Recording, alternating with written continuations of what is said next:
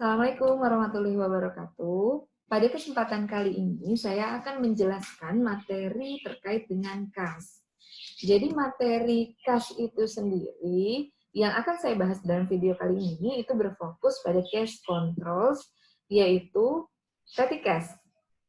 Jadi petty cash itu termasuk kepada pengendalian kas karena perusahaan itu dituntut untuk bisa mengelola kas dengan baik karena kita tahu nature of account dari kas sendiri itu kan memang aset lancar gitu ya, aset yang sangat liquid.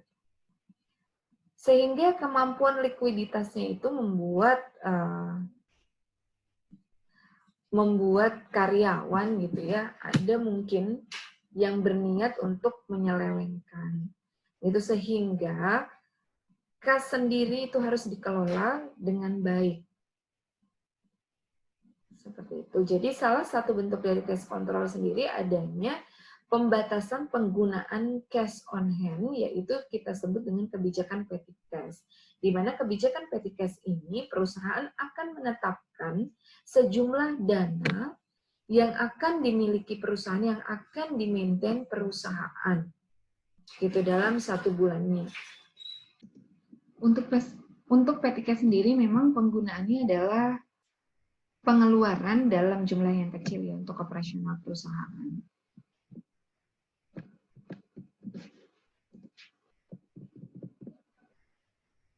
Ya, jadi seperti ini untuk memproteksi dana kas itu memang dengan meminimalisasi cash on hand.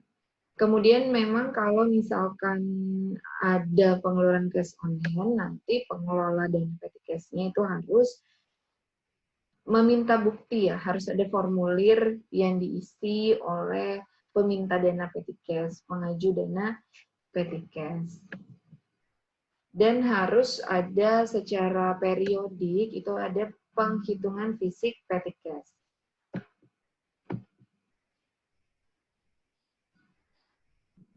Untuk akuntansi pencatatan petty cash sendiri, itu kita kenal ada metode yaitu Impress Petty Cash System. Jadi dalam Impress Fund System ini, dananya tetap. Jadi Impress Fund System itu dikenal dengan Petty Cash dana tetap. Jadi kalau misalkan di awal sudah ditetapkan dananya sekian, saldonya sekian, berarti nanti perusahaan akan memaintain dana dengan saldo tersebut. Akan tetap segitu. Sehingga dampaknya adalah pada saat penggunaan petty cash, itu belum dilakukan adanya pencatatan. Pencatatan beban itu akan dilakukan pada saat pengisian kembali, karena memang di sini sistemnya adalah untuk memaintain dana petty cash itu tetap. Tetapi jika di kemudian hari memang perusahaan itu memiliki kebijakan untuk menurunkan atau menaikkan saldo petty cash-nya itu diperbolehkan. Bukan berarti di dana tetap ini sewaktu-waktu tidak bisa diturunkan atau dinaikkan gitu dana petty cash-nya. Untuk pencatatannya sendiri dimulai dengan transfer dana petty cash dari kas besar ke kas kecil atau kas di bank ke kas kecil. Petty cash di debit $300, kemudian cash besarnya atau cash in bank-nya 300. Dari 300 yang sudah terisi, mungkin ada beberapa dari 300 ini yang digunakan. Yang digunakan pada saat penggunaan itu tidak ada jurnal apa-apa.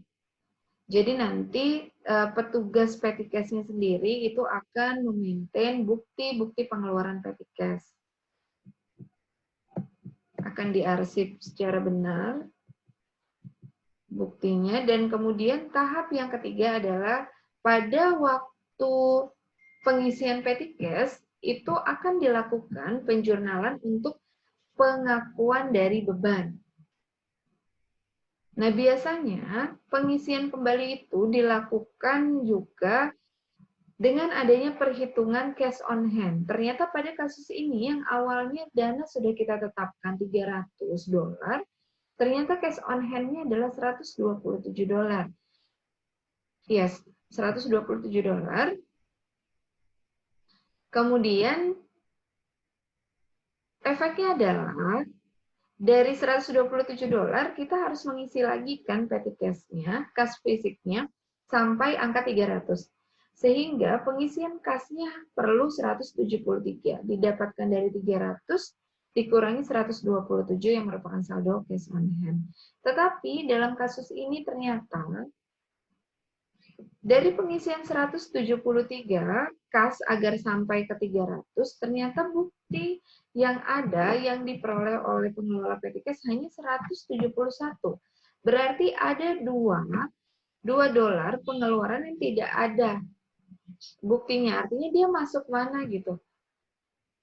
Tidak ada, sehingga itu akan kita bukukan di cash over and short yang merupakan akun other expense gitu. Jadi kita itu ibaratnya ada selisih antara kas yang harus kita isi kembali dengan bukti-buktinya, di mana kas yang harus kita isi kembali itu lebih besar daripada saldo bukti-bukti yang ada. Gitu. Dan ini juga bisa menjadi evaluasi dari pengelola petty cash yang sampai terjadi seperti ini. Kan idealnya memang kalau misalkan kita isi 173, ya bukti-bukti pengeluaran petty cash-nya juga 173. Seperti ini, nanti pas pengisian kembali, supplies expense 42, postage expense 53, miscellaneous expense 76. Jumlahnya 171, dan 2 ini kita bukukan ke cash over and short. Di kreditnya ada cash 173, itu merupakan dana kas di bank atau kas besar kita.